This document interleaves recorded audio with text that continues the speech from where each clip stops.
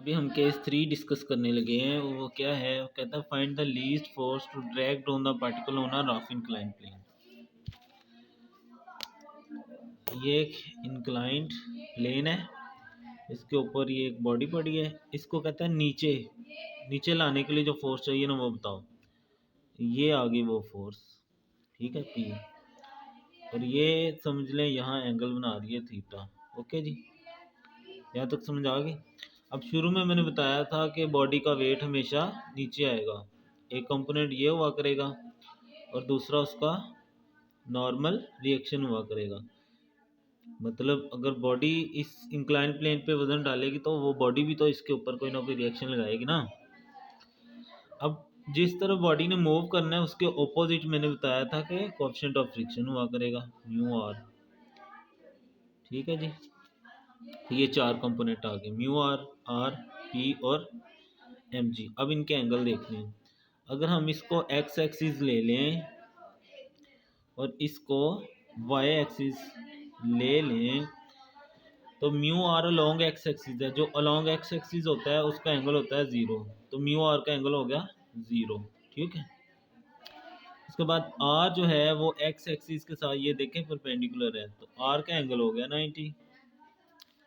उसके बाद यहाँ से लेकर यहाँ तक होता है 180 टोटल, तो P ये बना रहा है थीटा। इसका मतलब है टोटल 180 है, तो यहाँ से लेकर यहाँ तक जो आएगा ना वो होगा 180 माइनस थीटा। तो P के लिए एंगल होगा 180 माइनस थीटा। उसके बाद ये अगर अल्फा है और ये देखें ये परपेंडिकुलर है, इसको मैं बाहर निकाल लेता हूँ। ये अल्फा है, ये 90 है, तो ये बाकी जो एंगल होता है ना ये होता है 90 माइनस अल्फा।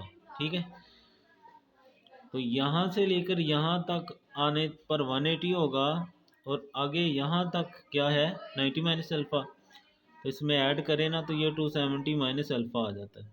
ये सारे एंगल्स आ गए। ठीक है, ये हमारी फिगर आ गई साफ सी। अब इनके पहले एक्स कंपोनेंट्स लिखेंगे फिर वाई कंपोनेंट्स। एक्स कंपोनेंट में म्यू आर का एंगल कॉस थीटा, फिर आर का कॉस 90, फिर पी का एंगल 180 माइनस थीटा और एम जी का एंगल 270 माइनस अल्फा। ये मैंने राफ में आपको समझा दिया। कॉस 0 1 होता है तो म्यू आर आ जाएगा, कॉस 90 0 होता है तो ये 0 आ जाएगा। इसको देखें कैसे हल करते हैं, मैं एक हल करके दिखा देता हूँ। कॉस 180 माइनस थीटा, इसको आपने 90 का मल्टीपल किसी तरह बनाना होता है। किसका? 90 का। तो 280 देखें ना क्या होता है, 2 × 90। अगर यहाँ इवन हो तो ये चेंज नहीं होता, इवन हो तो चेंज नहीं होता और साथ आ जाएगा थीटा। अगर यहाँ 90 का मल्टीपल इवन हो तो कॉस कॉस ही रहता है। उसके बाद हमने साइन देखना होता है, उसके लिए ये जो 2 है ना इसको यहाँ ड्रा करना होता है। ये 0, ये 1, ये 2, ये 3। यहाँ सारे पॉजिटिव होते हैं, आओ सारे टू चलिए। ठीक है, यहाँ आल, यहाँ साइन, यहाँ टेन, यहाँ कॉस। अब जो कॉस है उसको 2 पे आ जाए, ये आ गया 2। 2 के साथ क्या माइनस, माइनस हो तो पिछले खाने में, प्लस हो तो अगले खाने में। तो 2 के साथ माइनस है पिछले खाने में, तो यहाँ देखें यहाँ कॉस क्या होता है, नेगेटिव होता है। तो ये इस तरह आएगा। ठीक है, ये देखें माइनस कॉस थीटा। इसी तरह इसको भी 90 का मल्टीपल बना के आपने देख लेना है, ये माइनस साइन अल्फा आ जाएगा। उसके बाद हम वाई कंपोनेंट्स पे आ जाते हैं।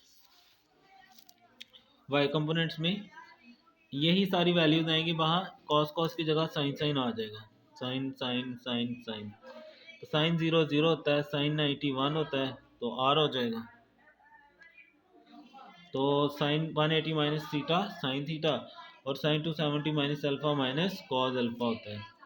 यहाँ से आ जाएगा आर बराबर, ये उधर जाकर पॉजिटिव हो गया और ये उधर जाकर नेगेटिव। ये वैल्यू हमने यहाँ पर दर्ज कर देनी है।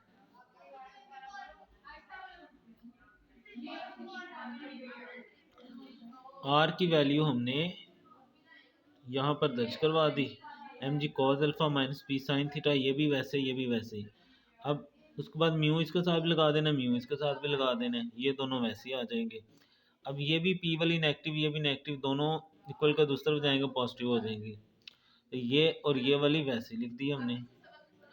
अब म्यू की जगह टेन लेमडा यहाँ भी रख दिया और यहाँ से पी कॉमन ले लिया और म्यू की जगह टेन लेमडा रख दिया, एम जी कॉमन ले लिया और टेन लेमडा हो गया साइन ओवर कॉस लेमडा, ये वैसे ही ये वैसे ही, ये वैसे ही टेन हो गया साइन लेमडा और कॉस लेमडा और ये वैसे आ गया। आगे कॉस लेमडा से अंदर मल्टीप्लाई कर दिया इधर भी और इधर भी, यहाँ से ख़त्म हो जाएगा और इसके साथ आ जाएगा, क्योंकि जहाँ पर हो वो कट जाएगा, जहाँ ना हो तो मल्टीप्लाई हो जाएगा। ये एलसीएम कर लें इसको, ठीक है ना, एलसीएम कर लें या इससे मल्टीप्लाई कर लें, बात एक ही है, ये बेसिक चीज़ें हैं, ठीक है। अब ये फार्मूला है साइन अल्फा माइनस लेमडा और ये कॉस लेमडा माइनस थीटा है, ये नहीं थीटा। अच्छा ये अल्फा था तो अल्फा आ जाएगा ना यहाँ पर, ये अल्फा आ जाएगा, ठीक है। तो फिर पी चाहिए तो ये उस तरफ जाकर क्या हो जाएगी, डिवाइड हो जाएगी।